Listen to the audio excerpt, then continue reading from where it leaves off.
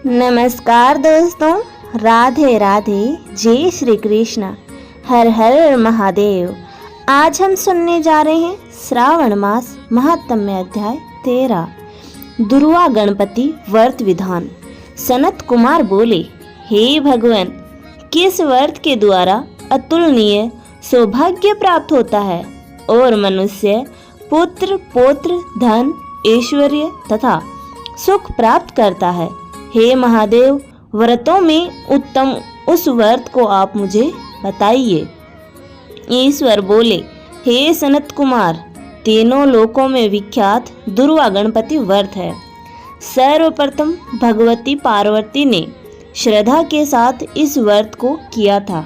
हे मुनि सतम, इसी प्रकार पूर्व में सरस्वती, महेंद्र, विष्णु, कुबेर, अन्य देवता, मुनिजन, गंधर्व, किन्नर, इन सभी ने भी इस व्रत को किया था। श्रावण मास की शुक्ल पक्ष की शुद्ध व महापुण्यदायिनी चतुर्थी तिथि को इस व्रत को करना चाहिए, क्योंकि उसी दिन सभी पाप समूह का नाश हो जाएगा। चतुर्थी के दिन स्वर्ण पीठासीन स्थित एकदंत गजानन विघ्नेश की स्वर्णमयी प्रतिमा बनाकर उसके आधार पर स्वर्णमय दुर्वा को व्यवस्थित करने के पश्चात विघ्नेश्वर को रक्त वस्त्र से वेष्टित ताम्रमय पात्र के ऊपर रखकर सर्वतोभद्र मंडल में रक्त पुष्पों से अपामार्ग, सम्मी, दुर्वा, तुलसी, बेलपत्र, इन 5 पत्रों से अन्य उपलब्ध सुगंधित पुष्पों से, सुगंधित द्रव्यों से, फलों से तथा मोदकों से उनकी पूजा करनी चाहिए और इसके बाद उन्हें उपहार अर्पित करना चाहिए। इस प्रकार अनेक उपचारों से भी गिरिराजपुत्र विघ्नेश की पूजा करनी चाहिए। इस प्रकार कहें, स्वर्ण निर्मित इस प्रतिमा में मैं विघ्नेश का आवाहन करता हूँ, कृपा निधि पधारें। इस स्वर्णमय सर्वोत्तम रत्न जटित सिंहासन को मैंने आसन के लिए प्रदान किया है, इसलिए विश्व के स्वामी इसे स्वीकार करें। हे उमासूत, आपको नमस्कार है। हे विघ्नेश्वर, आपको नमस्कार है। हे विश्वव्यापिन, हे सनातन, मेरे समस्त कष्टों को आप नष्ट करें। मैं आपको पाद्य समर्पित करता हूँ। गणेश्वर, देव, उमापुत्र तथा मंगल का विधान करने वाले को यह अर्घ्य प्रदान करता हूँ। हे भगवान, आप मेरे इस अर्घ्य को स्वीकार करें। विनायक, सूर तथा वर प्रदान करने वाले को नमस्कार है, नमस्कार, नमस्कार है। मैं आपको यह अर्घ्य समर्पित करता हूँ, इसे ग्रहण करें। मैंने गंगा आदि सभी तीर्थों से प्रार्थना पूर्वक यह जल प्राप्त किया है। हे सुरपुंगव, आपके स्नान के लिए मेरे द्वारा प्रदत्त इस जल को स्वीकार कीजिए। सिंदूर से चित्रित तथा कुमकुम से रंगा हुआ यह वस्त्र युग्म आपको दिया गया है, आप इसे ग्रहण करें। लंबोदर तथा सभी विघ्नों का नाश करने वाले देवता को नमस्कार है। उमा के शरीर के मल से आविर्भूत हे गणेश जी, आप इस चंदन को स्वीकार करें। हे सूर श्रेष्ठ, मैंने भक्ति के साथ आपको रक्त चंदन से मिश्रित अक्षत अर्पण किया है।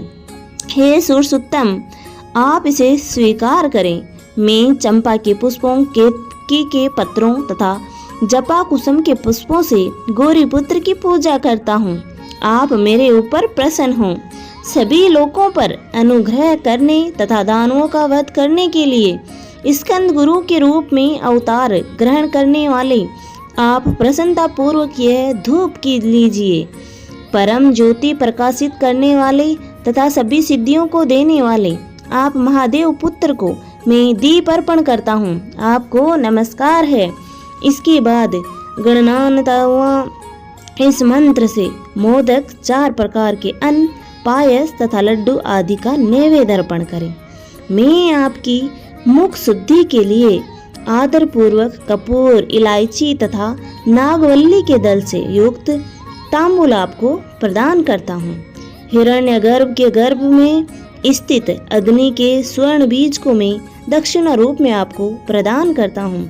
अतः आप मुझे शांति प्रदान कीजिए। हे गणेश्वर, हे गणाध्यक्ष, हे गौरीपुत्र, हे गजानन, हे इभानन, आपकी कृपा से मेरा व्रत पूर्ण हो।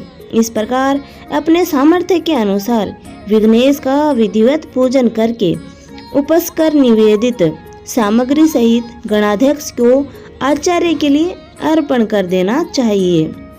उनसे प्रार्थना करें, हे भगवान, हे ब्राह्मण, दक्षिणा सहित गणराज की मूर्ति को आप ग्रहण करिए। आपके वचन से मेरा यह व्रत आज पूर्णता को प्राप्त हो। जो मनुष्य 5 वर्ष तक इस प्रकार व्रत करके उद्यापन करता है वह वांछित मनोरथों को प्राप्त करता है और देहांत के बाद शिवलोक को जाता है। अथवा 3 वर्ष तक जो इस व्रत को करता है वह सभी सिद्धियां प्राप्त करता है। जो व्यक्ति उद्यापन के बिना ही इस उत्तम व्रत को करता है, विधि के अनुसार उसका जो कुछ किया हुआ होता है वह सब निष्फल हो जाता है। अब उद्यापन विधि बताई जाती है। उद्यापन के दिन प्रातःकाल तिलों से स्नान करें। उसके बाद व्यक्ति एक पल या आधा पल या उसके भी आधे पल की स्वर्ण की गणपति की प्रतिमा बनवाकर पंचगव्य से स्नान कराकर भक्ति तथा श्रद्धा के साथ इन 10 नाम मंत्रों से दुर्वा दलों से सम्यक पूजन करें। हे गणाधीश, हे उमापुत्र, हे अघनाशक, हे विनाशक, हे विनायक, हे स्पुत्र, हे सर्व सिद्धि प्रदायक, हे एक दंत, हे ईभवक्त्र, हे मूषक वाहन, आपको नमस्कार है। आप कुमार गुरु को नमस्कार है। इन नाम पदों से पृथक पृथक पूजन करें। पहले दिन अधिवासन करके प्रातःकाल ग्रह होम करके दुर्वा दलों तथा मोदकों से होम करना चाहिए।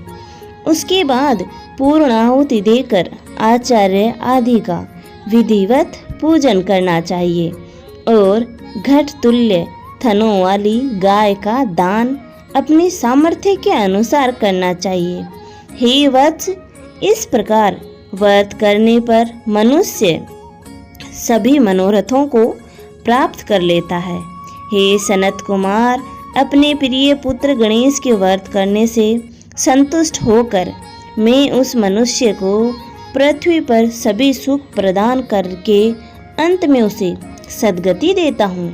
जैसा दुर्वा अपनी शाखा प्रखाओं के द्वारा वृद्धि को प्राप्त होता है, उसी प्रकार उस मनुष्य की पुत्र पौत्र आदि संतति निरंतर बढ़ती रहती है। हे सनत कुमार, मैंने दुर्वा गणपति का यह अत्यंत गोपनीय व्रत कहा है। सुख चाहने वालों को इस सर्वोत्कृष्ट व्रत को अवश्य करना चाहिए। इस प्रकार श्री स्कंद पुराण के अंतर्गत ईश्वर सनत कुमार संवाद में श्रावण मास महात्म्य में दुर्वा गणपति व्रत कथन नामक 13वां अध्याय पूर्ण हुआ। सभी भक्तजन एक साथ बोले हर हर महादेव, हर हर महादेव। धन्यवाद दोस्तों, यहाँ तक बने रहने के लिए। आशा करती हूँ आपको मेरी दी हुई जानकारी पसंद आती होगी। ऐसी ही जानकारी प्राप्त करने के लिए आप हमारे चैनल को लाइक, शेयर एंड सब्सक्राइब करना ना भूलें। धन्यवाद।